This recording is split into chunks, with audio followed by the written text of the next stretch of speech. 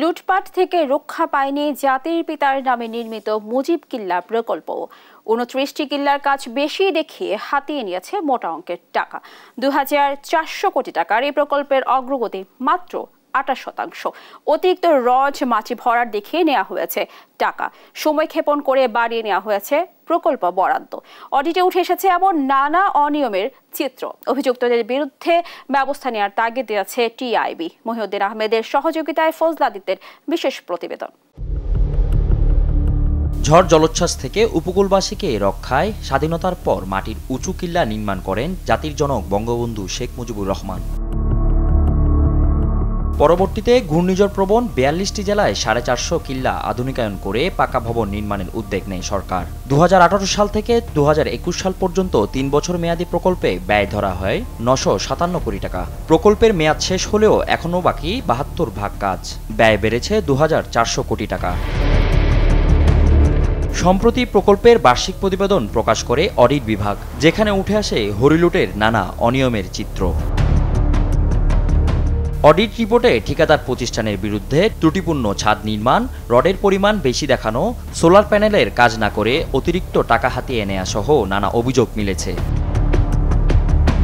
অভিযোগের বিষয়ে জানতে দুর্যোগ ব্যবস্থাপনা অধিদপ্তরে গিয়ে বাধার মুখে পড়তে হয় দেশ টিভি টিমকে।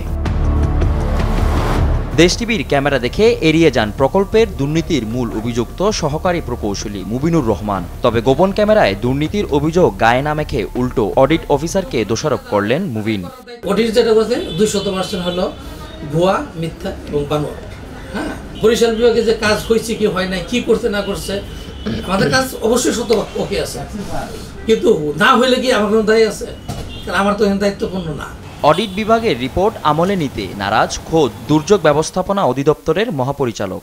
অডিট আপত্তি মানেই কাউকে দোষী করা যাবে না। তিনি জবাবের প্রেক্ষিতে যদি এটা নিষ্পত্তি হয় তাহলে এটা হয়ে গেল, যদি নিষ্পত্তি না হয় তাহলে দায় দায়িত্ব নিরূপণের বিষয় আছে।